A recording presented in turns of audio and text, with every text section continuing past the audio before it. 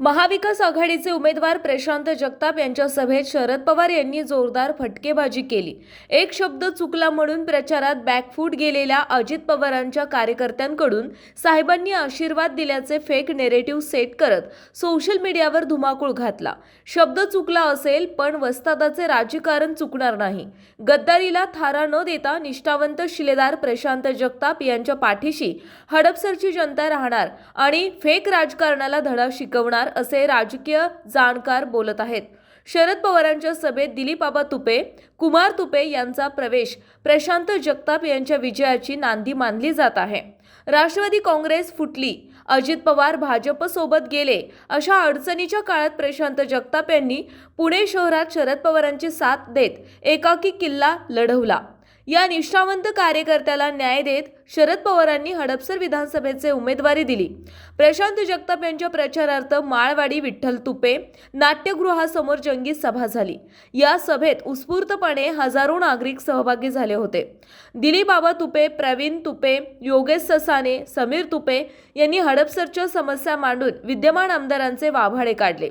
पवार साहेबांना काही स्थानिक मुद्दे देत असताना काँग्रेसचे प्रशांत तुपे यांचाही उल्लेख करण्यासाठी सांगितले होते।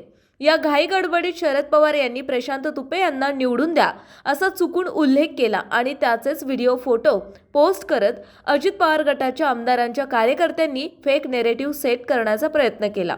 मात्र आधी चेतन तुपे आणि त्यांच्या कारभारावर केलेली टीका साफ दुर्लक्षित केली गेली।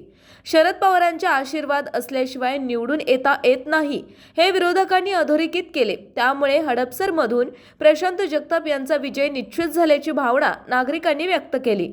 5 वर्षात हडपसरमधील एकही प्रश्न सोडवता आला नाही। आमदारकीचा फायदा जनतेला झाला नाही। त्यामुळे हडपसर मतदारसंघात विद्यमान आमदार चेतन तुपे यांच्याबद्दल प्रचंड नाराजी आहे। राज्यभर फिरून शरद पवार गद्दारीला गाडा आणि निष्ठावंत कार्यकर्त्यांना न्याय द्या असे आवाहन करत असताना अडचणीच्या काळात सोडून गेलेल्या आमदारांना निवडून द्या असे पवार साहेब कधीच म्हणणार नाहीत। शब्द चुकतील पण साहेबांचे राजकारण चुकणार नाही। प्रशांत जगताप या निष्ठावंत कार्यकर्त्यालाच साहेब न्याय देणार। विरोधकांच्या फेक नेरेटिव्ह जगताप यांची सहानुभूती वाढली आहे। त्यांचा विजय निश्चित झाल्याची भावना मतदारांमध्ये आहे। आज हे सगळं सांगत असताना मला आपल्याला सांगायचंय, महाराष्ट्राची संस्कृती राहिली आहे की आई वडिलांचा सन्मान ठेवायचा, आई वडिलांचं वय मोजायचं नसतं, या ठिकाणी आई वडिलांचे सांभाळ करायचा असतो। दुर्दैवाने एक पिढी अशी जिथं जन्माला आली आहे जी आई वडिलांना वय झाले म्हणून त्या ठिकाणी बाजूला सारायला निघाली आहे। ती संस्कृती या ठिकाणी चुकीची जी काही येऊ घातलेली आहे त्याच्यावर कुठेतरी घालायचं काम करण्याचं काम हे 20 तारखेला आपण करायचं आहे। आणि म्हणून या ठिकाणी मी तुमच्याशी आज संवाद साधतोय। आज हे होत असताना आपल्यासमोर मला सांगण्यासारखे बरेच मुद्दे आहेत, पण मला या ठिकाणी योगेश बापूंचाच नाही का मुद्दा पुढे न्यायचा आहे। आपण या 5 वर्षात काय पाहिलं तर त्या ठिकाणी नाचा पाडा वाचणारा आमदार पाहिला। आपण या ठिकाणी काय पाहिलं तर या ठिकाणी संपर्क नसणारा आमदार पाहिला। आपण या ठिकाणी दिलीपआबा काय पाहिलं तर या ठिकाणी कोरोनाच्या काळामध्ये घरी बसून फेसबुक लाईव्हद्वारे त्या ठिकाणी आपला नाही का मतदारसंघ सांभाळणारा आमदार पाहिला। फील्डवर नाही पण या ठिकाणी कुठेतरी फेसबुकच्या माध्यमातून नाही का आपला मतदारसंघ सांभाळणारा आमदार पाहिला। आणि म्हणून ही सगळ्या गोष्टी दुरुस्त करायच्या असतील तर मात्र तुम्हाला आमदार बदलावा लागेल, तुम्हाला या ठिकाणी परिवर्तन करावं लागेल। आज हडपसर मतदारसंघात खूप सारे प्रश्न आहेत। आज हडपसर मतदारसंघामध्ये ट्रॅफिक जामचा खूप मोठा नाही का प्रश्न आहे। या मतदारसंघामध्ये कोयता गँगचे नाही का खूप सारे गुन्हे दाखल झालेले आहेत। या मतदारसंघामध्ये ड्रग्सचे विषय खूप या ठिकाणी ऐरणीवर आलेत।